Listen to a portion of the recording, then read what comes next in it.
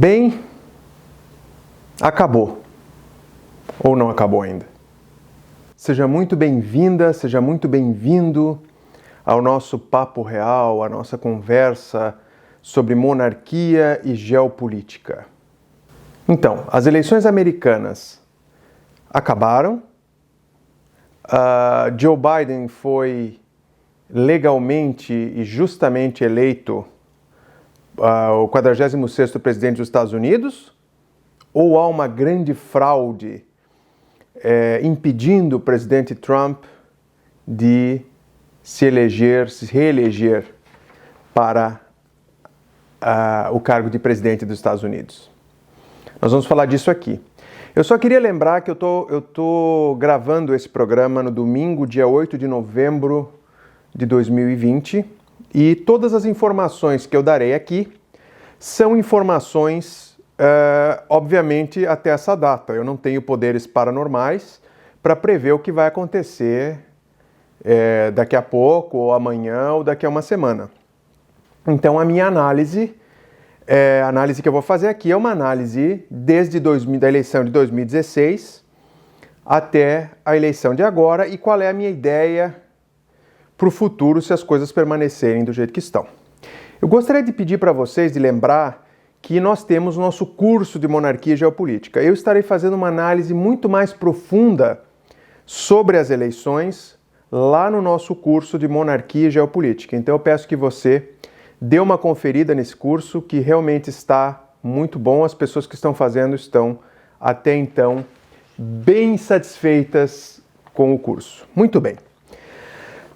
Eu queria dizer aqui que, em primeiro lugar, eu não tenho nenhuma preferência pessoal. Eu, como chefe de dinastia e chefe de uma casa imperial e real, eu não posso ter... eu tenho que ser suprapartidário, ou seja, eu não posso ter afeição a esse ou aquele lado, a essa ou aquela ideologia, certo? Eu sou, pessoalmente, levemente conservador,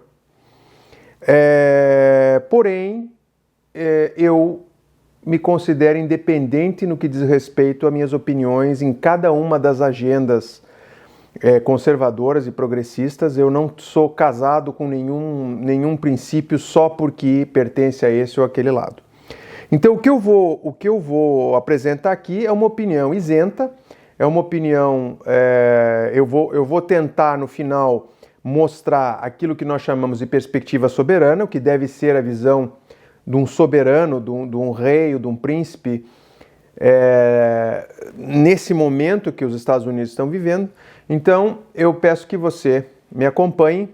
E outra coisa, a minha análise não é apenas uma análise de um chefe de uma dinastia, né? É uma análise também de um profissional de marketing, que isso é uma das minhas áreas de expertise, né? Então vamos lá. Para que nós entendamos o que está acontecendo agora nessa eleição, nós precisamos entender qual foi o fenômeno que trouxe o presidente Trump a ser eleito em 2016. Antes de mais nada, eu vou falar aqui uma coisa que talvez choque você que está me assistindo, mas é a pura verdade. A eleição não tem nada a ver com democracia, eleição não tem nada a ver com política, eleição não tem nada a ver com ideologia. Eleição tem a ver com percepção e imagem. Por isso é que você tem marqueteiros que são contratados para conduzir as eleições. Você não tem cientistas políticos, você não tem, enfim. Então tudo é baseado em percepção e imagem. Então a análise que eu vou fazer aqui é baseada em percepção e imagem também, né? É claro que quando você tem um presidente incumbente, ou seja, como é o caso do presidente Trump, você tem uma análise muito mais... A reeleição nada mais é do que um referendo do governo do presidente que é incumbente, se ele está concorrendo à reeleição. Muitas vezes isso acontece também quando é o vice-presidente daquele incumbente que está tentando a eleição, há um referendo daquele governo anterior. Muito bem, vamos voltar a 2016. Em 2016, qual foi a razão que fez com que o presidente Trump vencesse as eleições? A razão foi muito simples. Não foi o fato do presidente Trump representar qualquer coisa plausível dentro do espectro eleitoral. Vamos lembrar que até então ele não tinha feito nenhuma participação política. Então, não havia absolutamente nada que servisse de base para dizer, não, ele vai ser um bom presidente. Absolutamente nada. Então, o que é que fez com que ele fosse eleito? Primeiro, e isso eu na minha análise técnica, eu acredito que foi a grande vitória do presidente Trump, não foi contra Hillary Clinton, a grande vitória dele foi as primárias, porque ele derrotou políticos antigos, né? O Jeb Bush, Ted Cruz, Rick Santorum, vários candidatos republicanos que já tinham tradição. Uma das razões, é claro, ele vinha se apresentando como uma pessoa de fora, ele vinha se apresentando como um grande negociador, o que se provou mais tarde não ser exatamente o caso. É claro que até que o presidente Trump apresente os seus tax returns, né, a sua declaração do imposto de renda, não tem nem como se saber se ele realmente é o bilionário que ele se diz. Ele diz que tinha 10 bilhões de dólares, né? Então, há muita gente que discorda desse valor, muita gente que teve acesso à declaração do imposto de renda do presidente. Ele vinha prometendo desde a época das eleições apresentar as declarações do imposto de renda e até hoje não declarou, não apresentou. Enfim. A minha análise da eleição de 2016 não foi o Trump que ganhou. A razão principal que fez o Trump ganhar as eleições foi a rejeição contra Hillary Clinton. Então, os Clinton têm uma rejeição muito alta aqui nos Estados Unidos. Primeiro lugar. Segundo lugar, o fato dela ser mulher. Porque, infelizmente, se provou que o público americano ainda não está preparado para ter uma presidenta, né, como gosta de dizer a nossa Dilma Rousseff, uma presidenta né, mulher. Enfim. Uma outra coisa que ajudou o presidente Trump a se eleger foi, é claro, a sua show business persona. O que quer dizer isso? A sua fama dentro do show business. Né? Ele é uma pessoa engraçada, ele é uma pessoa... ele tem eu não diria um carisma, mas ele tem uma personalidade que em 2016 era considerada excêntrica, entre aspas, né? Mais tarde, o povo americano passou a odiar essa personalidade dele. Enfim. Então, essa é uma análise do passado. Então, Trump ganhou, mas os votos que foram dados ao Trump foram dados contra Hillary, contra a política, contra o establishment, contra os políticos de carreira, contra tudo isso. Enfim. Não foi o presidente Trump que ganhou a eleição. Então esse fator, isoladamente, já havia me feito prever que ele perderia essas eleições agora. E eu vou explicar a razão. Eu sempre gosto de explicar isso. Não se iluda, você que está me assistindo, que o espectro político da esquerda e da direita, ele é 50-50. Ele não é 50-50. Você tem nos dois extremos, tanto na direita quanto na esquerda, você tem um contingente de 20% a 30%, né, mais ou menos, em cada lado, que são pessoas que realmente acreditam naquela ideologia, que são realmente republicanos, ou que são realmente direita, ou que são realmente... eles acreditam naquela ideologia e não há nada que você possa mostrar que vá fazê-los mudar de ideia. E da mesma forma, do lado esquerdo, você vai ter as pessoas que são carteirinhas 100% democratas, não importa o que aconteça. Agora, vale salientar que a esquerda e a direita, aqui nos Estados Unidos, ela não é como é no Brasil. Aqui a esquerda seria o equivalente a uma centro-esquerda aí no Brasil. Então, o candidato mais... digamos assim, socialista, que eles gostam de chamar aqui, seria o senador Bernie Sanders. O Bernie Sanders seria o equivalente a um Fernando Henrique Cardoso aí no Brasil. É um social-democrata, ele não é comunista, ele não é socialista, ele não é... Então, quer dizer, não se iludam que isso não existe aqui. Então, ninguém aqui quer socialismo. Eu sou, pessoalmente, eu não sou contra progressismo e social-democracia, mas eu sou contra socialismo, comunismo e tudo isso. Eu vou explicar por quê. Então, vamos lembrar, né, eu sempre tenho batido nessa tecla, que a república e a democracia, entre aspas, elas só funcionam com 3 elementos. O primeiro elemento é a igualdade de condições para os candidatos. Isso existe aqui? Não existe. Segundo lugar, eleitorado politizado. Você tem eleitorado politizado aqui? Não, você não tem. Terceiro lugar, oposição construtiva. Você tem oposição construtiva aqui? Não, você não tem. Então, esses 3 fatores, em qualquer país do mundo, invalidam a democracia e invalidam a república. Vocês podem ver que esse fenômeno está acontecendo na Alemanha, está acontecendo na França, está acontecendo em vários lugares do mundo. Isso não é só nos Estados Unidos e no Brasil. Está havendo essa grande confusão no mundo inteiro justamente por causa disso, porque você não tem como sustentar esse modelo que, com pequenas diferenças, esse modelo republicano que está sendo apresentado no mundo inteiro.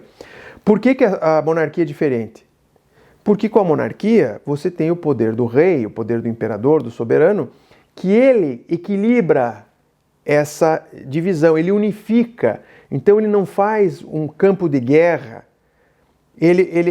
há uma disputa, há uma oposição, e essa oposição ela termina no momento da eleição. Daí depois, é claro, você vai ter as discussões de pautas, etc. Mas o importante é que não sejam inimigos os opositores, né? Então o rei ele sempre tem essa função unificadora e equilibra essa balança, o que não acontece na República, infelizmente. Muito bem, vamos entender agora o presente. Por que é que o presidente Trump perdeu essa eleição? E ele perdeu essa eleição. Não há... nós vamos falar sobre essas teorias da conspiração, etc, etc. Ele perdeu mesmo. Então você que está me assistindo, que ainda tem alguma ilusão, não. Ele perdeu essa eleição e eu vou explicar aqui por que ele perdeu. Primeiro, mesmo o mais ardoroso fã do Trump admite que ele é um egocêntrico, um narcisista, e a única diferença entre as pessoas que odeiam o Trump para as pessoas que amam o Trump é dizer que a personalidade não importa, o que importa é o que ele faça no governo. Muito bem, sob uma perspectiva política, talvez, mas sob uma perspectiva de crise e sob uma perspectiva de reeleição, isso passa a importar. Por quê? Vamos lembrar o Maquiavel lá atrás. O que o Maquiavel disse? Que o líder, ele deve evitar ao máximo ser odiado. E o presidente Trump, ele não tem a menor preocupação em evitar ser odiado. Hoje em dia, eu até arriscaria dizer, veja, não estou o comparando em nenhuma maneira, mas eu estou falando em termos de imagem, não estou falando em termos de comparar, por exemplo, o presidente Trump a nenhuma dessas figuras que eu vou citar, mas eu colocaria o presidente Trump hoje sendo odiado tanto quanto Hitler, tanto quanto Judas Iscariotes. Por quê? Porque é a imagem que ele projetou. É a imagem. Eu até acredito que ele possa ter sido bem intencionado em algumas coisas, eu não estou dizendo, mas a imagem, a percepção dele no mundo é essa percepção de uma pessoa infantil, de uma pessoa egocêntrica, de uma pessoa narcisista. E a reação dele em relação ao resultado da eleição foi uma reação infantil. Por que foi uma reação infantil? Porque ele nem esperou. Ele fez, se você que está me assistindo, eu não sei o quão famoso está esse vídeo do Bernie Sanders, mas o Bernie Sanders, alguns meses atrás, ele falou que o presidente Trump ia fazer exatamente o que ele fez. Exatamente o que ele fez. Enquanto ele estava na liderança de alguns estados, ele foi lá e deu uma coletiva dizendo que ele tinha vencido as eleições e que os votos que fossem contados agora seriam todos ilegais, sem nenhuma base, sem nenhuma prova, sem absolutamente nenhuma evidência contundente e relevante de uma fraude. Fraude sempre acontece e sempre vai acontecer para os dois lados. O que impede de uma pessoa mal intencionada que seja apoiador do Trump de cometer uma fraude? Por que a fraude só é do outro lado? Né? Então, veja bem, vamos voltar aqui. Qual foi um outro fator importante que fez com que o presidente Trump perdesse essas eleições? Naturalmente foi a pandemia. Foi a maneira com que ele escolheu lidar com a pandemia. Isso, sem a menor sombra de dúvidas, foi significante para que ele perdesse. Por quê? Porque eu disse aqui qual seria a função... eu acho que eu disse lá no nosso curso. Um estadista, um verdadeiro... um soberano, o que ele faria quando visse que a pandemia tinha tomado conta do país e estava ceifando as vidas? Ele ia chegar e ia dizer: oposição, ele ia falar abertamente. Eu quero aqui fazer um convite aberto para os democratas, para que nós formemos um governo de emergência, de coalizão, para que nós possamos combater essa pandemia juntos e para que nós possamos, se nós vamos errar juntos. Se nós vamos acertar juntos. E se, a partir do momento que nós vencermos essa pandemia, nós podemos voltar ao jogo político normal. Mas nesse momento você tem milhares e milhões de vidas em jogo. Então você não pode querer ser político nessa hora, você não pode querer dividir as pessoas nesse momento. E foi isso que ele fez. Ele não foi em nenhum momento um unificador. Ele não foi em nenhum momento uma pessoa um pacificador. Pelo contrário, ele quis acirrar o ódio. Toda vez que alguém fazia alguma crítica, ele de forma infantil, ele respondia. Ele ignorou os cientistas. Enfim, o que eu quero dizer com isso? Eu quero dizer que esse comportamento narcisista e egocêntrico do presidente Trump fez com que ele agravasse. Eu vou aqui dizer, a mídia perseguiu o presidente Trump sem a menor sombra de dúvidas. Sem a menor sombra de dúvidas. A mídia perseguiu o presidente Trump. A mídia, ele não podia falar absolutamente nada que a mídia descia a lenha, com o perdão da palavra, em qualquer coisa que ele fizesse. Mas por quê? Porque essa personalidade dele, essa falta de savoir-faire dele, essa falta até de educação dele, fez com que ele fosse uma pessoa odiada. E a pessoa que é odiada, ela não consegue despertar em outras pessoas um sentimento bom.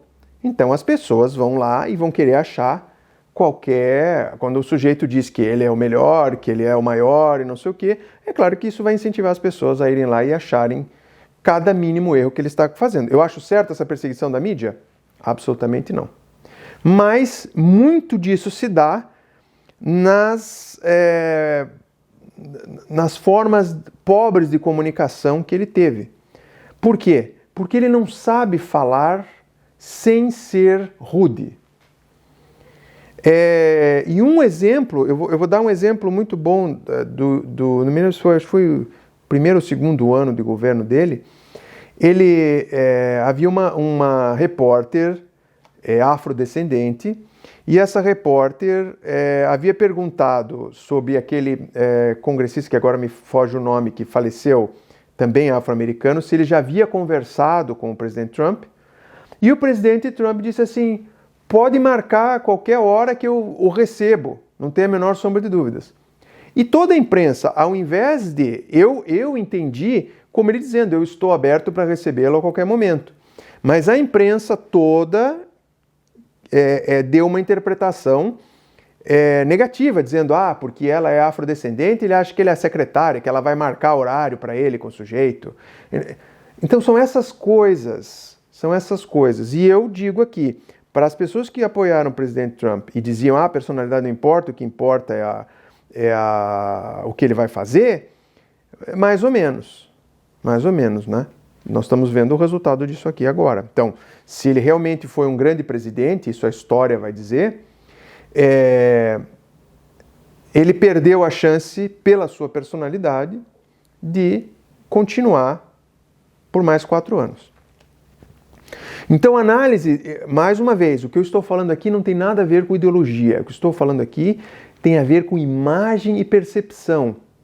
Imagem e percepção. O presidente Trump pode ter sido o maior presidente da história dos Estados Unidos. Pode ter sido, como ele mesmo diz, comparável a Abraham Lincoln. Mas eu estou falando aqui a percepção. A percepção das pessoas que estão fora desses 20, 30% que eu falei, que apoiam o presidente Trump, mesmo que se ele for comprovado que ele é criminoso, ou seja lá o que for. Então, esses 20, 30% eles não se importam. É como o caso dos 20, 30% no Brasil, que o presidente Lula pode ter 25 mil processos, as provas mais contundentes, e as pessoas vão continuar negando que há provas sobre isso. Então, ele tem condenações em primeira, segunda instância, etc, etc, etc, as pessoas vão continuar negando. Por quê? Porque esses 20, 30% eles não conseguem enxergar mais nada, né? Agora, você tem os 40% ou 60%, varia, né? Do pessoal que está no meio, que é o pessoal que realmente decide a eleição. Então, a percepção dessas pessoas é essa percepção que eu estou citando aqui. Então, mais uma vez, eu não sou contra nem a favor. O que eu estou fazendo aqui é uma análise de imagem, né? Uma análise de imagem e de percepção. Muito bem, vamos agora às acusações que o presidente Trump está fazendo, né? É uma teoria da conspiração e a própria Fox News, que sempre apoiou o presidente Trump em absolutamente tudo durante seu governo, percebeu que essas acusações são completamente insubstanciadas até o dia de hoje, eu estou dizendo 8 de novembro de 2020, domingo. Aqui são 10 para as 2 da tarde. Então, qualquer coisa que apareça agora, a partir de agora, eu não sei. Mas até hoje, várias lawsuits, vários processos foram simplesmente descartados pelos juízes porque não apresentavam provas suficientes e contundentes.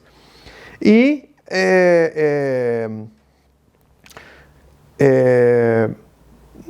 não há nada, mesmo que todos esses casos, porque quais são esses casos que estão aparecendo? O sujeito tinha uma senhora lá aposentada que não recebeu a sua cédula eleitoral, ou ela e a vizinha. Então, quer dizer, sabe, são 2 votos aqui, 3 votos ali, 4 votos lá, que em diferentes estados, que se você colocar contra a grande, esmagadora vitória do presidente eleito Joe Biden, esses casos, mesmo que fossem comprovadamente fraudes, e eu digo mais uma vez aqui, a fraude existe, a fraude é possível, mas geralmente ela é pontual. Por quê? Porque não faz o menor sentido para os democratas terem feito alguma coisa em grande escala, porque a eleição, tirando a vitória do presidente Biden, foi um fiasco para os democratas. Eles perderam, acho que 10 ou 15 assentos no Congresso, que eles estão agora tendo um controle, eles ainda têm o controle do Congresso, mas é um controle muito menor do que eles tinham antes, ou seja, arrisca a Nancy Pelosi perder o cargo de speaker, né, que seria o presidente da Câmara, equivalente a presidente da Câmara no Brasil, porque eles perderam vários assentos e eles não conseguiram ganhar a maioria no Senado. Né? Talvez, porque vai ter uma eleição especial na Geórgia agora em janeiro, são 2 vagas, eles possam até chegar a essa maioria. Mas então, as eleições foram um fiasco. Estava se prevendo uma grande onda azul, uma grande onda democrata, e essa onda não aconteceu. Então, obviamente não houve essa fraude em nível nacional, porque se você vai cometer uma fraude, você vai ter que ser, né? Eu não vou cometer, eu vou cometer uma fraude e vou ajudar o meu partido, eu não vou desfavorecer o meu partido, ou pelo menos eu não vou mudar o Congresso, né? Eu posso não querer dar muito na cara, né? Mas pelo menos eu vou deixar do jeito que está. Eu posso ganhar o presidente e deixo do jeito que está. Mas então, quer dizer, não faz o menor sentido. Todos os casos que foram apresentados até agora, mesmo que tenham mérito, eles não são suficientes para mudar o panorama dessa eleição, a vitória, porque é muito provavelmente o presidente Biden, presidente eleito Biden, vai terminar essa eleição com 306 electoral votes. Ele precisa de 270. Então está todo mundo comparando. Lembra no ano 2000 quando o Al Gore foi declarado presidente eleito e depois foi revertido? Mas espera aí. O presidente Bush ganhou por 537 votos em um estado que foi a Flórida. 537 votos. E 271 electoral votes. Um electoral vote a mais do mínimo para você se eleger presidente. Aqui no caso, a menor diferença que você tem é na Geórgia, que é em torno de 2 mil votos, ainda não foi terminada a contagem, mas são em torno de 2 mil votos. Os outros estados são 20 mil.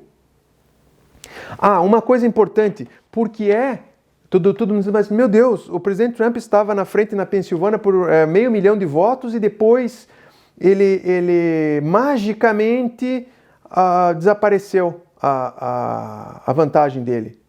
Gente, isso é óbvio.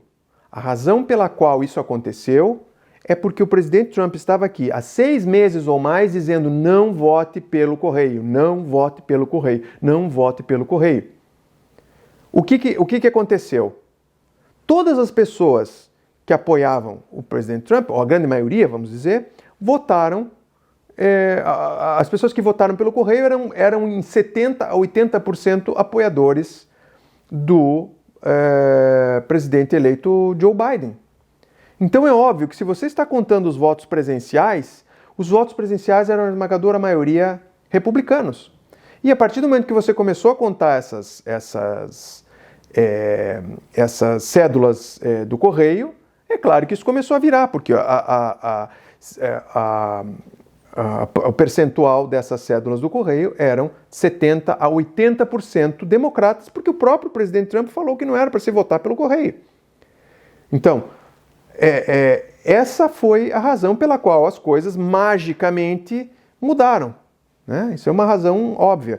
Eu tenho acompanhado muito, eu estou fazendo esse comentário aqui porque eu tenho acompanhado momento a momento tudo que está acontecendo. E estão se fazendo análises em cada condado, em cada zona eleitoral, em cada território, e todas essas votações são extremamente coerentes com a história e com o momento que está acontecendo e com os fatos que estão acontecendo. Então não há nenhum lugar onde você magicamente diz assim, não, mas isso aqui, a maioria aqui é republicana, como é que de repente mudou? Não. Há todo um histórico e há pouquíssimos lugares onde você teve uma vitória realmente do presidente Trump e que, né, então todos esses lugares, esses recantos que eram democratas, a maioria deles continuou sendo democratas e foram esses recantos que deram ao presidente eleito Biden a vitória. Rechaçando a teoria da conspiração. Sim. Quem está rechaçando? A Fox News, como eu já falei, super apoiadora do presidente Trump. Então, isso já diz muito, porque se realmente houvesse algum indício, a Fox News estaria dia e noite em cima disso. Se houvesse fraude, eles estariam dia e noite em cima disso. O presidente George W. Bush já congratulou o presidente eleito Biden e disse que as eleições foram legítimas. O ex-candidato Mitt Romney também disse a mesma coisa.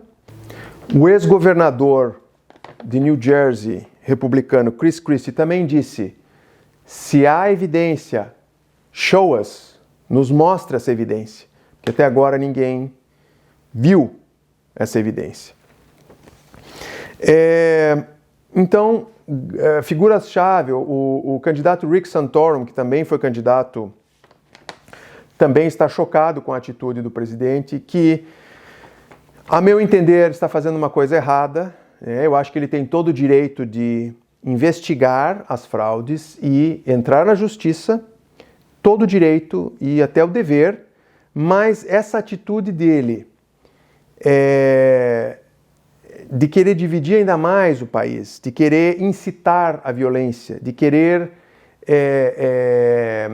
criar um clima de instabilidade no país, num momento tão difícil, não é algo saudável, nem para o país e nem para o mundo.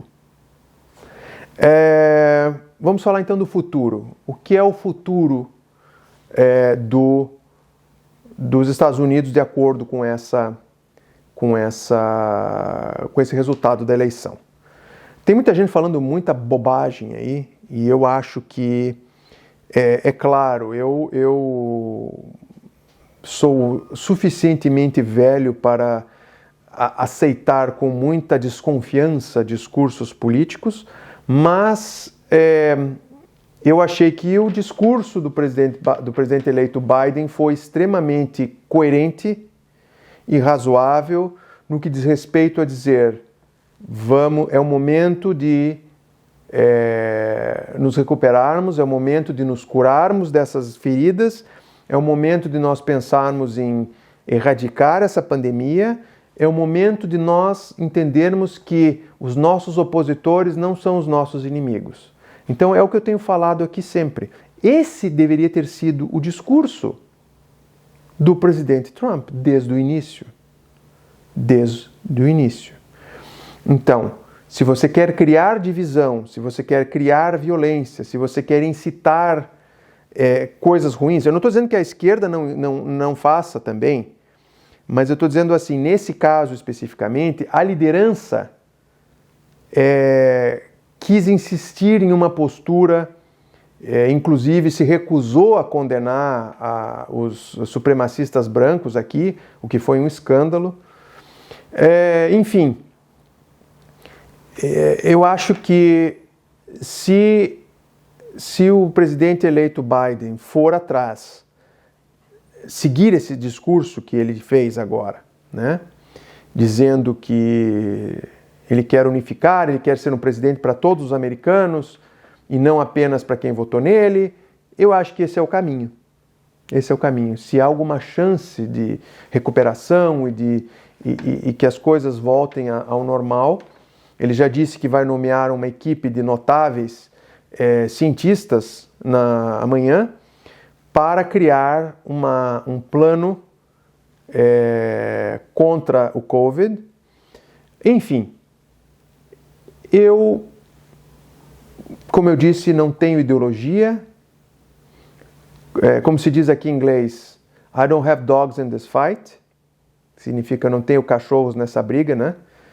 Não tenho lado nessa briga. Eu apenas rezo e peço que os Estados Unidos, que Deus abençoe os Estados Unidos e que faça o melhor pelos Estados Unidos, porque aqui é o país que eu escolhi para viver e é um país que eu aprendi a amar tanto quanto o meu Brasil que eu nasci e me criei. Eu tenho verdadeiro asco de, como dizia o nosso saudoso Paulo Francis, dos comunistas limonada, que gostam de criticar os Estados Unidos, mas gostam muito de usar uma calça jeans e comer no McDonald's e ter um iPhone. Gostam muito do seu conforto e do capitalismo, mas na hora de criticar, eles gostam de criticar. Então eu acho isso naturalmente uma hipocrisia sem tamanho. E os Estados Unidos, ainda com todos os seus problemas, ainda é um grande país, e eu tenho certeza que, e faço votos e rezo e faço grandes votos que continue sendo um grande país por muito tempo ainda. Então essa foi a minha análise das eleições presidenciais de 2020. Mais uma vez, continue me seguindo nas redes sociais, continue dá uma conferida lá no curso, que eu vou fazer uma análise muito mais profunda no curso, de todos esses aspectos. E Continue se cuidando, né? Essa pandemia terrível aí, eu tive alguns falecimentos, não de pessoas próximas a mim, mas de pessoas próximas a mim. Isso chegou a me afetar muito. Então, eu quero que você aí se cuide e até o nosso próximo Papo Real. Um grande abraço.